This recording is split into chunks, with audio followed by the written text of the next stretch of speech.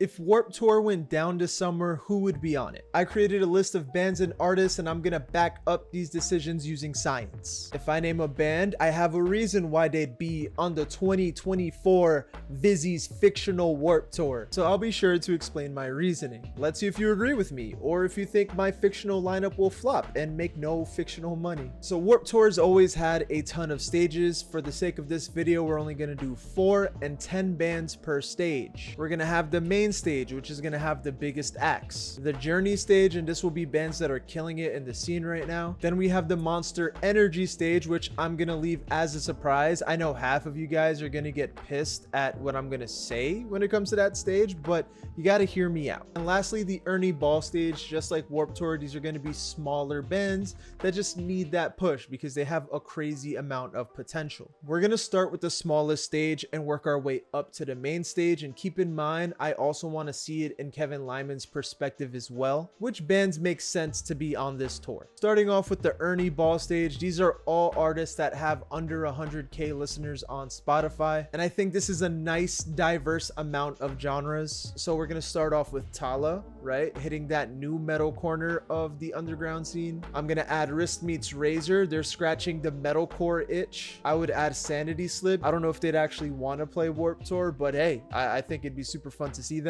I would add Super American, giving us feel good emo pop jams. Keep Flying, also pop punk, but they have ska influence, and these guys have a ton of background connects. They've been in the game since 2008.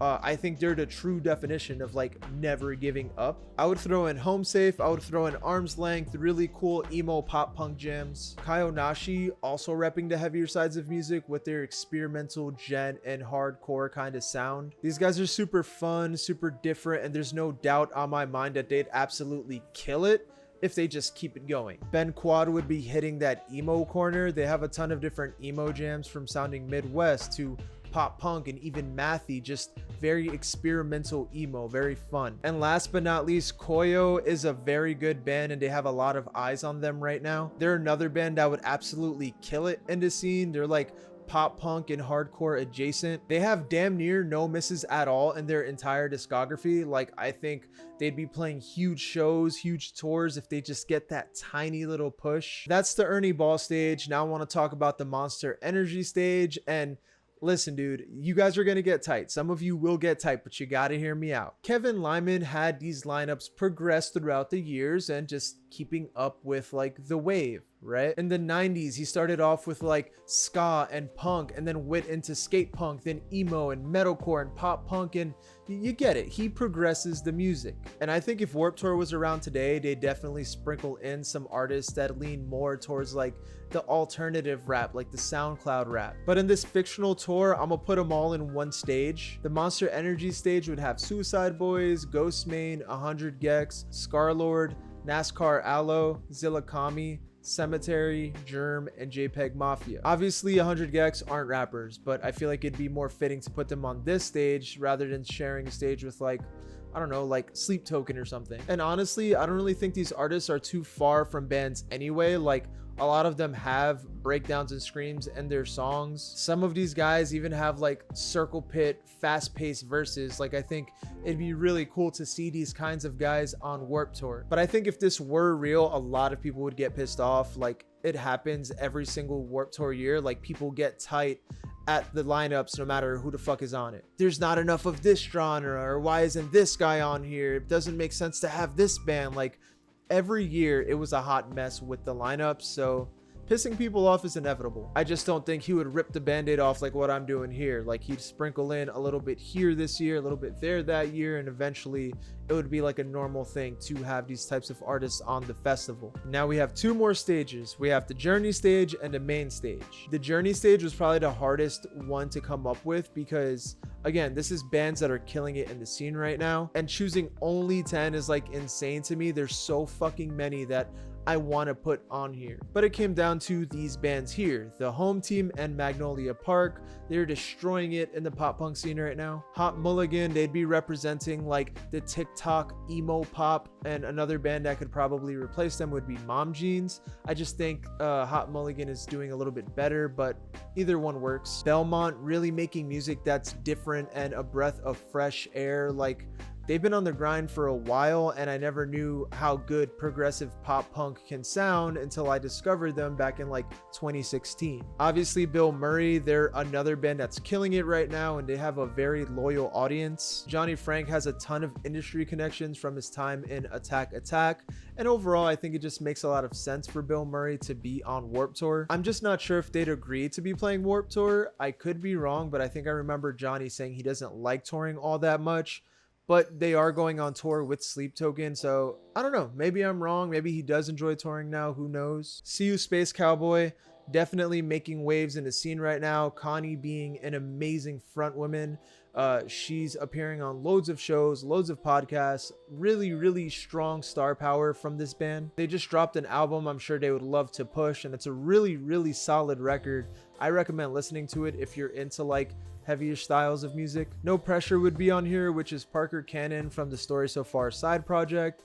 They're fucking absolutely destroying it. Like, every time I see a live set on YouTube, the crowd is going insane. They never fail to pack up a venue. I think Drain would kill it. They're a super fun hardcore band from California. I like this band a lot because it's a nice combination of hardcore elements people grew to love with like the fun surfer styled riffs sometimes, and you can hear the amount of fun they're having like in the music, and it's just nice and kind of different. There's 2 slots on here I'm not filling up myself because I don't really keep my eye too much on the heavier sides of the alternative scene. And out of the 10, 6 of these bands so far are pop punk, and I want to give like the heavier genres some representation, so I hit up my boy Yan. He has a really cool YouTube channel, I'll link in the description, but he gave me this list of bands and I'm gonna take his word for it. So this is when you fill it up, right? You take 2 of these bands, make it your own dream lineup. Let me know what the fuck you decided to add. I would probably add Amur and Chelsea Grin just because I know they've both played Warped Tour already, so they're just safe picks. Now we're on the main stage. Who are the big 10 that's gonna headline this festival?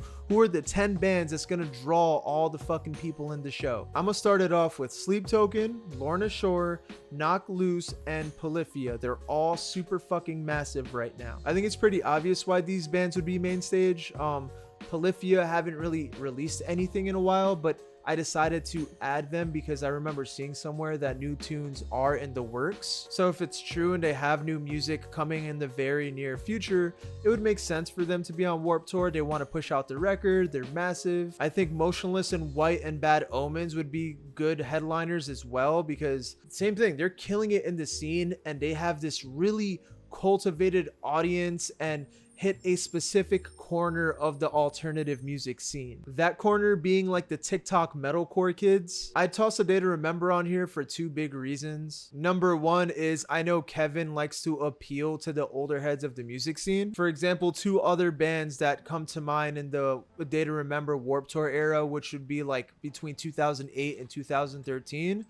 2 other bands would be like Pierce the Veil and Sleeping with Sirens. I was actually super close to saying Pierce the Veil would take this slot, but I think A Day to Remember would probably overthrown it just because they do have new music coming out, so it would make more sense for them to take the slot. I know Pierce the Veil dropped like a single somewhat recently, but I don't know if that's like in addition to their previous album or they're already releasing a new album, which doesn't make too much sense on account of like their Nirvana being like barely a year old. With that being said, the last 3 slots is going to be basically the same reasoning, right? Like I would add Neck Deep.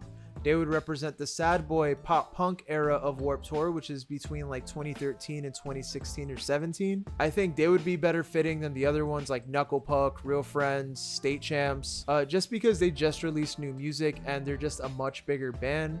I think The Story So Far would be a good replacement, but because we have No Pressure already, I don't know if it would make sense to have both bands on the same festival. I know it's been done, like Bamboozle, I think 2011 had all of Christopher Drew's like side projects, all fucking 40 of them.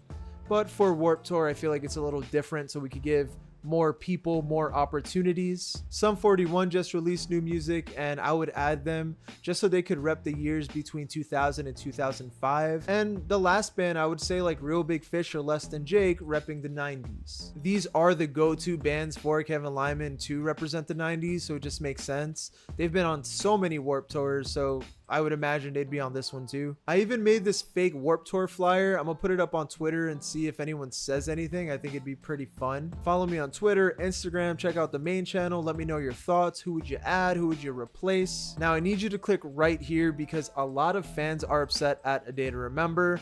I can't tell if they're valid or not. What do you think? But that's me covering the situation.